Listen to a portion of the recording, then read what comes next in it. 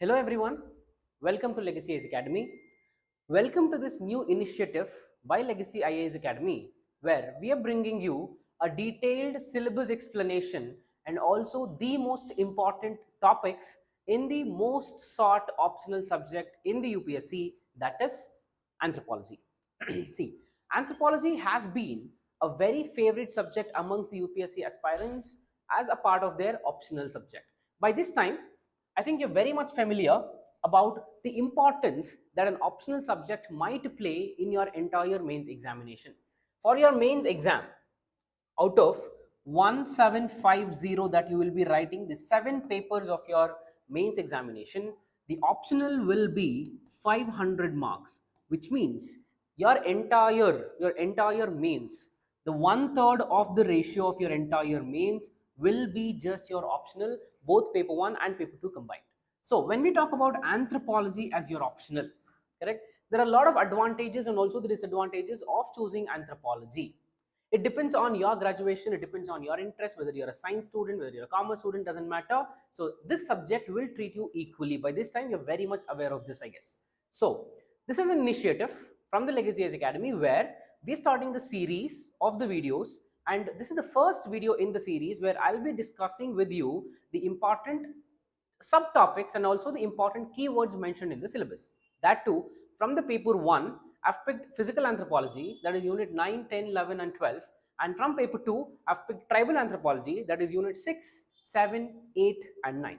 So these units, paper 1 and paper 2 combined. So in this video, which will span somewhere around 30 to 40 minutes down the line, I'll give you the entire overview of what are the keywords mentioned in the subject and how do you go about it. So at the end of the video, I'll also be discussing with you about the important sources. What are the study materials that are required to make your study with respect to the anthropology for UPSC become hassle free? Okay, what are the books to be studied and what are the materials to be studied? So with this introduction, let's begin our session where we are talking about anthropology as the most favorite optional subject amongst the UPSC aspirants. If you look at why anthropology, okay, why do people choose anthropology? The first one, from 2017 to 2022 results, if you look at the results from 2017 to 2022, including the AIR 1, UPSC, in the UPSC mains final examination, final result, anthropology has consistently produced 2 to 3 ranks in the top 10. Correct? So this result, this success rate, this track record of anthropology as the UPSC optional makes it the most favorite amongst the UPSC aspirants. See, from 2017 to 22, for any subject to remain in its peak and to produce consistent ranks, that is 2 to 3 on an average, there are years where anthropology, the aspirants opting for anthropology have got 5 ranks in top 10 also. But consistently 2 to 3 in the top 10 is not a joke. Okay, it is possible. Third, if you look at the aspirants who get more than 300, see, 300 plus is considered to be a very good score with respect to the optional out of 500. So if you look at the people scoring 300 plus with anthropology as their optional, it is considerably higher or it is considerably more when compared with the people scoring the same with the other optionals, like for example history or geography, correct, or public administration or philosophy. So the number of people scoring 300 plus with this particular optional is actually more than the other optionals. Clear? This is second reason why this subject is the favorite of the UPSC aspirants. Third, diversity. If you have gone through the syllabus of this particular optional paper, you would know this is a subject. This is a subject which is very, very diverse. Here you get to learn about archaeology. Here you get to learn about archaeology, human evolution, Australopithecus, Paranthropus, Homo habilis, Homo erectus, Neanderthal, Cro-Magnon, Grimaldi, Homo sapien. So you get to learn a lot about the archaeology and the human evolution, the evidences that we have already got. You also get to learn about society, part of sociology. Here we will be studying about the nature of culture and civilization. We will define culture. We will define family. We will look at marriages as an institution. What are the functions of the marriage? What are the types of getting mate in the primitive societies? Okay, and how the nature of marriage and the marriage as an institution has undergone a change in the 19th and the 20th century. Clear? Which means we will be studying about the most important institution in any society for that matter, that is marriage. At the same time, we will also be studying about the types of families: nuclear family, joint family, what are the functions of the family, and how the family as an institution from the traditional Indian society has changed now. We will be talking about political organization. We will also be talking about the economic organization, and we'll also be talking about religion. See, all these 2, 3, 4, 5, the unit number 2, 3, 4, 5 are a part of society or sociology. We have learned about the archaeology, we've learned about the society. At the same time, we will also be learning in the unit 7 and the unit 8 about the linguistics. That is famously called as linguistic anthropology. Like, what is language? Okay, what are the different sounds that we associate with language, and what are the common principles of every language for that matter? How do we communicate? Why? What is the need for the development of language? So we will be talking about linguistics. Okay, finally, the last part. This is something that we will be discussing in today's session, that is physical anthropology. That is biology plus genetics. See, look at the diversity that this particular subject offers just in paper 1. You have 4 different topics altogether. See, these are 4 different subjects altogether, and all these subjects are merged into paper 1 of the anthropology UPSC syllabus. You have archaeology, you have society, you have linguistics, and you also have biology or physical anthropology. See, if you are a person who has studied biology in your +1 or +2, or it was a part of your graduation, or you enjoy a greater influence over this particular subject and you enjoy studying this particular subject, and these units of the paper 1 physical anthropology unit 9, 10, 11, 12 is your cup of coffee. Okay, so you don't have to have a second thought when choosing this particular subject. See, these are the diversities that I was talking about. This is why, and you usually don't get bored. For example, you get bored studying archaeology, you can start studying biology, you can start studying about the genetics, you can study about the twins, you can study about the growth and development, you can also study about the senescence, you can study about the menarche and menopause, you can start studying about the sports anthropology, you can study about the forensics. Where is diversity? So you get bored studying biology, you start studying linguistics, you can start studying marriage, you can start studying family. So just in paper 1, this offers a lot of diversity. Similarly with the paper 2, paper 2 starts with archaeology. The middle units like 3, 4, 5 we'll be talking about village studies and Indian tradition. Okay, village studies, traditional Indian village studies. 6, 7, 8, 9, it's again tribal anthropology, again a diversity. So most sought because of its diversity. Examples and case studies. See, at the end of the day, your purpose of choosing an optional subject is because you want to ace the exam. Clear? See, after studying anthropology here, none of us are going to become an anthropologist. For example, you study history as your optional, your motive is not to become a historian. You study a geography as your optional and you don't want to become a geographer. All you want to do with this particular exam is this particular subject is to clear the exam or get 300 or 310 plus or 320 plus for that matter. Let's be very honest with this. So, every keyword in the UPSC anthropology syllabus can be substantiated with numerous examples and the case studies relevant from the current affairs. So these things will work as a value addition for your answer. And this is one of the reasons why the scoring is actually more with respect to anthropology, because you can give a lot of examples and case studies. When you give current examples and relevant case studies, the examiner is obviously happy and he's more than happy to give you 300 plus. Scientific study. Okay, this entire subject as an anthropology, if you look at, see, everything is very much related. We're not cooking up stories here.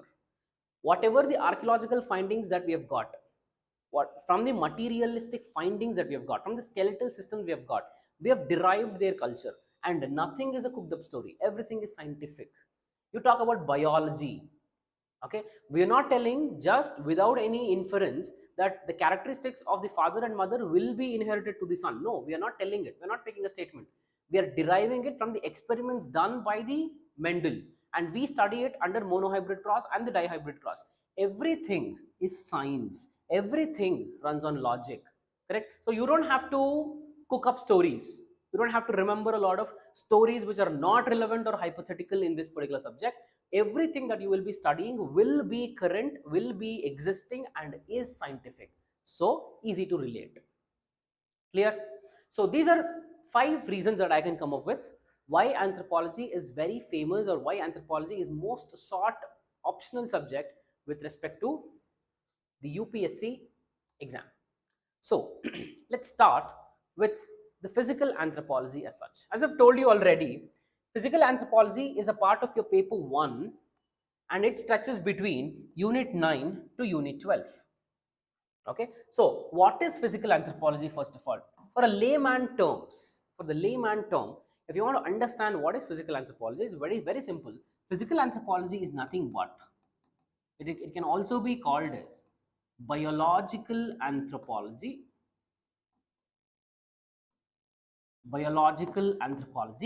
or all of you would be very familiar with the term called genetics. This entire 9, 10, 11, 12 of the paper 1 of anthropology will revolve around the genetics part. Okay, we'll be studying about what are genes, where are they, what are chromosomes, what is DNA, what is RNA, how do we have transcription happening, how do we have translation happening. So everything will be under the unit 9, 10 and 11 and 12. So 12 basically starts with the applications of anthropology. Okay, so the unit 9, and under unit 9, unit 1, if you look at, it says human genetics. Okay, this is what I was talking about, genetics. Methods for the study of the genetic principles in man, and family study. What are the different methods that we follow to study human genetics? There are different methods, like for example, we have twin study method. In the twin study method, what do? We compare a twin and a co-twin, two important people. See, the twins are of two types, monohybrid cross and the twins who are very much similar to each other, which are very same, okay, and twins who are very much different, correct? So study them, study both twins who are very much similar and twins who are not at all similar, okay? So by studying the twin and the co-twin, we'll be able to come to a conclusion like what are the principles that are controlling the inheritance of the characteristics from mother and father to the offsprings. So that is twin study. If we talk about the foster child, so this talks about the influence of genetics and the environment on the children. Okay, this is also famously called as enculturation. Okay, so these are the methods, like for example, cytogenetic study, okay, chromosomal and the karyotype analysis. So by doing all these methods or mechanisms, what are we achieving? We are able to achieve, or we are able to deduce the genetic principles which control the inheritance, the transfer of the inheritance, or the transfer of the characteristics from father mother to the offspring. Okay, this is the first one. Second, biochemical methods, again the methods of genetic study, immunological methods, DNA technology, and recombinant DNA technology. Correct? So what is this recombinant DNA technology? You take DNA from one organism, you implant it in a plasmid, then you implant the plasmid into a different organism, and that different particular organism starts multiplying this, and you have a desired enzyme that you want, or you want a desired hormone that you can produce. And this is what is DNA recombinant technology in a very crude way. And the most of the insulin hormone that is produced now for the medicine purposes, and that insulin is manufactured through the recombinant DNA technology, correct? So these are some of the methods in analyzing the inheritance pattern in the human being. If you look at the questions, briefly describe the various methods used in genetic study of man, asked in the year 2017. If you look at the syllabus and if you look at the question, okay, so just the rephrasal of the statement in the syllabus has become a question here. Methods for the study of the genetic principle in man family study is the syllabus. Briefly describe the various methods used in the genetic studies of the man is a question, which means with respect to anthropology, everything that all I want to tell you here is you will have a lot of questions which are repetitive in nature, and the questions will not deviate from the syllabus that is mentioned. What do you understand by immunogenetics? You can see here immunological method. The same immunological method has been asked in the form of the immunogenetics here. Explain with an example. Twin method in the human genetics. You will be studying about the twin and the foster child here. You write the same for twin method in the human genetics and you're done with your answer. Clear? Getting my point? So this is what is called a syllabus mapping. Whatever the question that is asked in the exam, map it with your syllabus and know whether it is congruent or not. You will have a lot of optional subjects here and there where the syllabus given is different, the question asked is different. With respect to anthropology, it is not the case. You don't have to worry about it. You make sure that you're very thorough with the syllabus and you're good to go for the exam. Starting with the 9.2, Mendelian genetics. Correct? See, this Mendelian genetics formed the base of all our inheritance studies. Okay, every study that we do with respect to the DNA technology or the recombinant DNA technology, everything is boiled down to the same Mendelian genetics. Gregor John Mendel, if we talk about.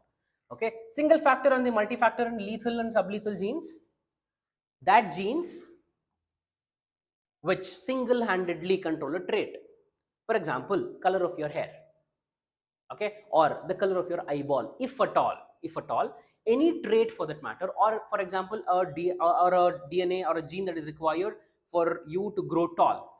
For such traits which are controlled by a single gene is called a single factor gene. If the same trait is being controlled by multiple genes, then it is called as multi-factor gene. Simple. You have lethal and sublethal genes. Lethal and the sublethal are the genes which will cause the death of an organism. Okay, so what are these lethal and sublethal? What is polygenetic inheritance in man? Again, so and listen to this. Every question that will be asked from 9.2 will be around the same subtopics mentioned in the syllabus. Looking at 9.3, consanguineous and non-consanguineous marriages. Consanguineous and non-consanguineous marriages. What is this consanguineous and the non-consanguineous marriages? See, consanguineous marriages are very simple. The marriages that happen between the closely related blood individuals, like very closely related individuals, are called as consanguineous marriages. For example, father marrying the daughter, or mother marrying the son, or sister and brother getting married, okay, or cousins getting married. So such marriages are called as consanguineous and non-consanguineous marriages. Correct? Non-consanguineous marriages are the marriages that happen outside the community, like two unknown individuals, strangers who are not at all related, they get married and it's called as non-consanguineous meeting. Correct? So what are the advantages and disadvantages of both consanguineous and also the non-consanguineous? And why did the society choose a consanguineous marriage for that matter? And what are those societies where the consanguineous marriages are very, very common, and why are they common in those particular societies? These are something that we will be looking at. And the most important thing with respect to the consanguineous marriages is that we'll be studying in our syllabus that over a period of time, 5 generations and 6 generations or 7 generations down the line, and such consanguineous marriages continue, then this will result in thinning of the population. To avoid such a thinning of the population, we have come up with something called as Hardy-Weinberg law. Hardy-Weinberg law shows us if you want to maintain the equilibrium of a population or a stability of a population, then what you will have to do. So this is about the law that we'll be studying, which is very much related to maintaining the equilibrium in the population. 9.4, chromosomes and the chromosomal aberrations. What is aberration? Aberration is something that gets deviated from the standard. You have a set of standard and something gets deviated, and that will be called as aberrations. So what are these chromosomal aberrations? If you know, we have 23 pairs of chromosomes, which means we have 46 chromosomes in total. Out of these 46 chromosomes, if at all there is 47 chromosomes, sometimes it happens so that you will have 47 chromosomes, or you will have 45 chromosomes instead of having 46. So such extra and also an elimination of a chromosome will cause some deformations in the body, will cause some disorders in the body. So such disorders are called as chromosomes and the chromosomal aberrations in man. Okay, we classify this into two types. One is structural and the other one is functional. Second, genetic screening, genetic counseling, and human DNA profiling. What is this? So if at all, unknowingly, over a period of time, for the next 4 or 5 generations altogether, there was a consanguineous marriages which was unknown, and because of such consanguineous mating, we have a chromosomal aberration or also chromosomal disorder. Let's say, for example, Down syndrome. A very young or a very newborn baby has been diagnosed with chromosomal aberration, that is Down syndrome. Now, what do you do? How do you cure that particular disorder? In order to cure that disorder, we have genetic counseling happening, we have human DNA profiling, we have gene mapping and genomic study. Okay, see, now the technology is so advanced that even before the birth of the child, it's very much possible to understand or to get to know the chromosomal aberrations. Very much possible, and we will study that also in our syllabus. Clear? So what are the methods that we have to identify any disorder for that matter in the embryo or a fetal stage? We'll be studying that also. 9.5, race and the concept of racism. Okay, so what is this concept of race? This has been a very popular term recently because of some racial discrimination happening in United States, and also if you have studied the works of Mahatma Gandhi ji, you would know that he was very much against this racism. And actually, Mahatma Gandhi ji was a person who was a victim of racism. So, what is this race and how is it different from racism? Okay, we'll be studying this. See, to put it in a very simple terms for you, race is a biological concept. Racism is an unscientific cultural concept. Correct? See, there is nothing called racism.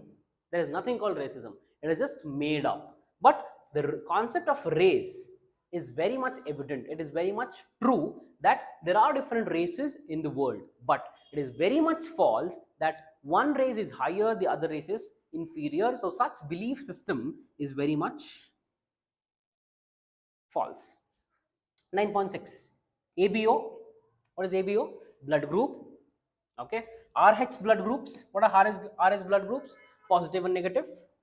HLA, HLA-HP, transferring, GM, okay, genetically modified, blood enzymes. So this part of 9.6, I would consider this to be the most difficult part in the entire unit 9, because this talks a lot about genetics and biology, very core genetics and biology, and even UPSC knows this. For example, when you're studying this particular 9.6, correct? So this is something that should be given least importance, because if you look at the previous year's questions, you don't have much questions being asked from this particular thing. That is because it is pure genetics, and you can't relate this to anthropology. See, here we are studying biology from the perspective of anthropology. Clear application. So anywhere, if you are not able to connect it with the anthropology completely, then you can give it less importance. See, I'm not telling you to avoid this, but you can give it less importance. 9.7, ecological anthropology. Okay, this is called as concepts and the methods of the ecological anthropology. See, what is this ecological anthropology for that matter? See, ecological anthropology is very simple. If you look at the different climatic conditions, if you look at different climatic conditions, like for example, polar, equatorial, or hilly areas, or Himalayas for that matter, how do people in all these different geographical conditions adapt themselves to the environment is nothing but ecological anthropology. Very simple. Here we'll be studying about the human adaptation to altitude, human adaptation to heat, and human adaptation to cold. Okay, colder environment. How has the body adapted itself from a long time? Okay, so this is about ecological anthropology. 9.8, epidemiological anthropology. See, this became important after COVID-19. Okay, so epidemiological anthropology about the disorders that we have in the human body. So this is with respect to the unit 9, okay, which is a very lengthy one. Clear? And this talks a lot about the genetics. So from now on, unit 10, 11, 12 are very much limited and very small, and they talk about, they don't have a lot of genetic components coming into existence. It's just a general information about the growth and the development, menarche, menopause, and the applications. If you look at the unit 10, concepts of the human growth and development. Okay, what is growth? What is development? Factors affecting growth and development. You have biological factors, you will have nutritional factors, you will have emotional factors, you will have social factors. So what are these factors that develop, which affect the growth and development? Aging and senescence. What are the theories of aging? Why do you age? Clear? So why can't you remain youth all the time? So what are the different theories for aging? Why do we age? To explain the question of why do we age, and what is the senescence, and what are the effects of aging and senescence. Correct? So this entire thing forms the unit 10.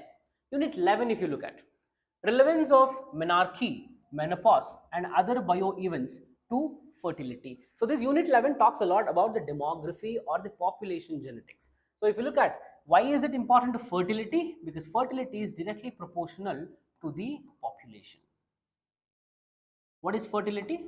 The number of children that a woman can actually give birth to is called as fertility. So if a woman can give birth to multiple, like many children, 4, 5, 6 for that matter, then the population will be huge. This is what happened to India between 1960s to 1980. Correct? So the fertility was actually more. Now the fertility has been considerably less in the overall country. Demographic theories, the theories of demography. Okay, demographic theories. Biological and socio-ecological factors affecting fertility or affecting the stability of the population. That is why I told you this unit 11 will more or less talk about the demography. Unit 12 and the last unit of paper 1, where we have the applications of anthropology.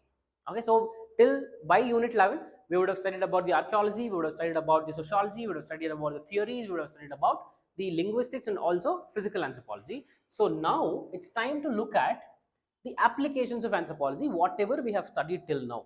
How do anthropology play a role in the sporting anthropology? Usain Bolt for that matter. How is anthropology important for Usain Bolt? How is anthropology important for Virat Kohli? How is anthropology important for MS Dhoni? How is anthropology important for Sunil Chetri? Correct? So this is what is the applications of anthropology in sports. Nutritional anthropology. How is anthropology important to you? How is anthropology important to a person who has just expired at the age of 30 or 40 because of the heart attack? What is it with it? So anthropology in designing defense and other equipments.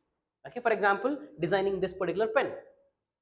Okay, so is there any anthropological thought behind designing this pen, or is there any anthropological thought in designing the camera or a laptop or a smartphone? Yes, there is. So that is what we'll be learning here in the defense and the other equipments.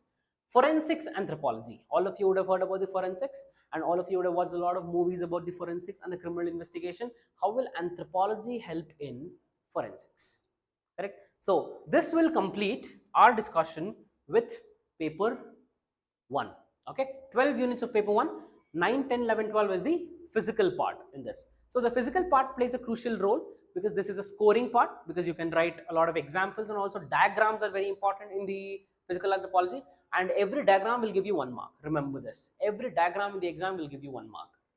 So talking about paper 2. Paper 2, the first 2 units again talks about archaeology. 3, 4 and 5 will talk about village studies. So if you want to understand the unit 1 to unit 5 of paper 2 in the anthropology, you will have to stay tuned for one more video where we will be talking about, where the Gaurav sir will be talking about these particular aspects of paper 2. And in the same video, Gaurav sir will also explain you about the paper 1 and unit 1 to unit 8.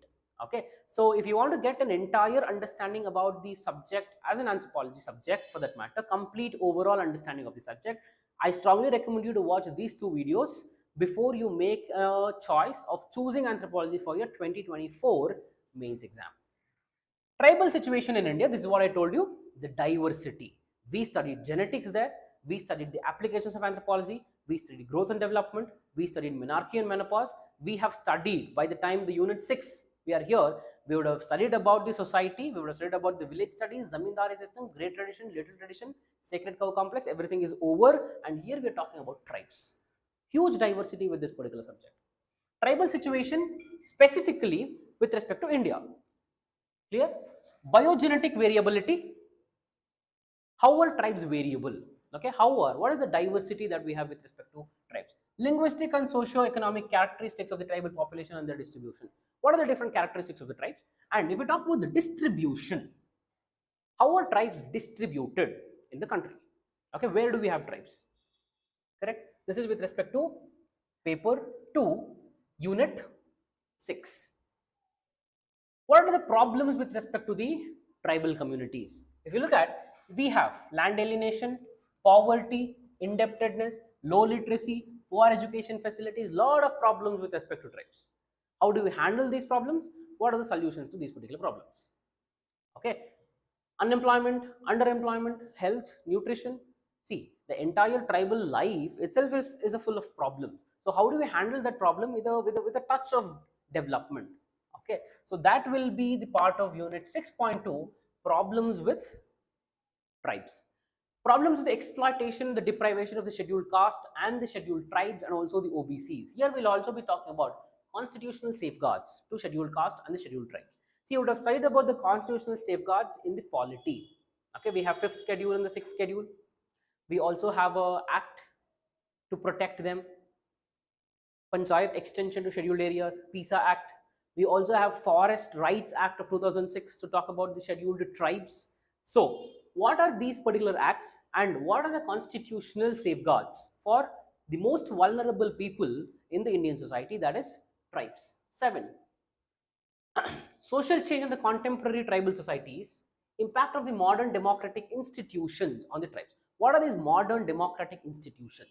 Panchayat institutions, urban local self-governments, or the rural local self-governments. How are these local self-governments actually impacting the tribal situation or the tribal life in India? That will be the impact of modern democratic institutions. Development programs and the welfare measures on the tribal and weaker sections. Okay, this is very much self-explanatory. I don't have to spend time on explaining you this developmental program. What are the developmental programs that you have, and also the welfare measures? Okay, the concept of ethnicity, very important. Ethnic conflicts and the political developments. For example, the issue that's happening in Manipur between two tribes. One is Metis and the Kuki. Why are they fighting? Problem boils down to ethnicity. Okay, so ethnic conflicts, very important. See, this is what I told you. You can easily relate the current affairs examples. Unrest among the tribal communities. Regionalism and demand for autonomy. Nagas are doing the same. Greater Nagalim, they are claiming for a country called as Greater Nagalim. Okay, that is Nagas, autonomy. Pseudo-tribalism. Pseudo-tribalism. Social change among the tribes during the colonial and the post-independent India. How did this is the evolution of the tribal policy. What was the situation? What was the changes in the situation with respect to tribes in the colonial and the post-colonial India? Will be the unit 7.3, where we talk about ethnicity. 8. Impact of Hinduism, Buddhism, Christianity, Islam, and other religions on the tribal societies. Why are we even talking about this impact? Because tribals have their own religious belief system. They don't adhere to the popular belief of Hinduism, Islam, Christianity, Buddhism, or Jainism. They don't do it. They have an entirely different system of beliefs with themselves. So, how has the majority religions here and also the innovative religions, for example, Islam, was not native to the Indian subcontinent, it was an invasion. Correct? So, how the Islam and the Christianity, which was also a part of the colonial policies, impact the tribal life and the tribal religion, will be a part of our 8.1, where we'll be talking about the impact of Buddhism and Jainism. If we look at 7.2, tribe and nation state comparative. This is what is also relevant to the Manipur issue. Tribe and the nation state comparative. Comparative study of the tribal communities in India and the other countries around the world. Some tribes of Europe, some tribes of Oceania Islands, some tribes of Africa. Okay, so how do we compare? How are the Indian tribes different from them? 9.1, 9.2, and 9.3, the last unit of paper 2, talks about history of the administration of the tribal areas in the post-colonial times, from the post-colonial times, from 1947 onwards. What is this particular history of the administration? Role of anthropology in tribal and rural development. Again, the applications of anthropology. Contributions of anthropology to the understanding of regionalism, communalism, ethnic and political movements. Again, these two things can be clubbed under a common subheading, that is applications of anthropology. Clear? So these units 6, 7, 8, 9 from paper 2, unit 9, 10, 11, 12 in paper 1 will increase your chances of getting an interview call considerably, because these are the most scoring parts in the optional paper of anthropology. So that's it for the day. If you have liked the video, hit the like button and please consider subscribing to the Legacy IAS Academy. Hit the bell icon for more such enriching content from the Legacy IAS. Have a nice day. Thank you.